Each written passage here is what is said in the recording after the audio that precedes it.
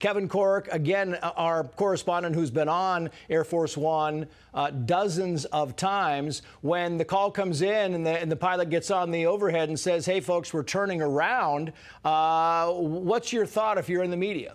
Yeah, the first thing that would usually happen in a circumstance like this one, Trace, is ultimately someone from press will come back. It could have been Caroline. It could have been somebody else from the comm shop. They'll come back, and then they will tell the press individually or basically collectively. There's usually about a dozen or so back in the back. That includes the pool, and they will tell them, because of what's happened, this is what we're going to do, and then you'll get something perhaps by the overhead announcement.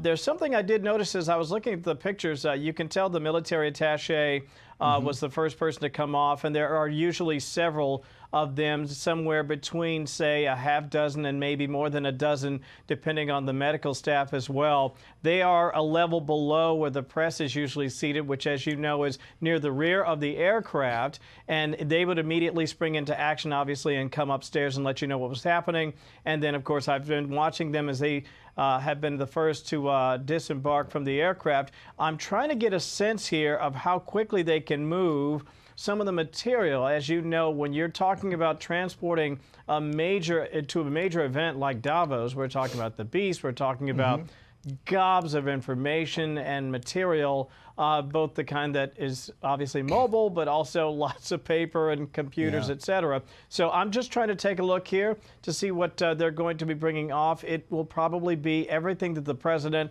and his senior staff needs to quickly get on the next aircraft to make their way over to Davos as soon as possible. Yeah, and speaking of Davos, Kevin, stand by if you would. I want to bring in, just very quickly, give you an idea of who's on board. You have, as we said, Secretary of State Marco Rubio is on there, Susie Wiles, James Blair, Bo Harrison, Stephen Miller, Robert Gabriel, Stephen Chung, Kevin Hassett, Caroline Leavitt, Will Scharf, Ross Worthington, and the Ambassador Monica Crowley are on board, as well as, a full slate of press clearly on board this thing. And the question to you, I'm going to bring in Jack Posobiec here, but back to you, Kevin Corke, very quickly.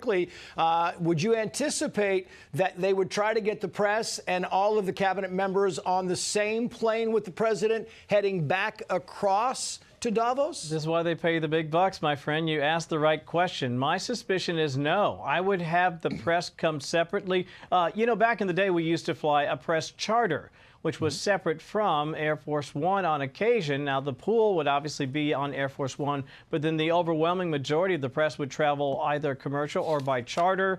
I suspect they will have them separate, although it would still be, I think, wise to have some sort of a pool presence traveling with the president.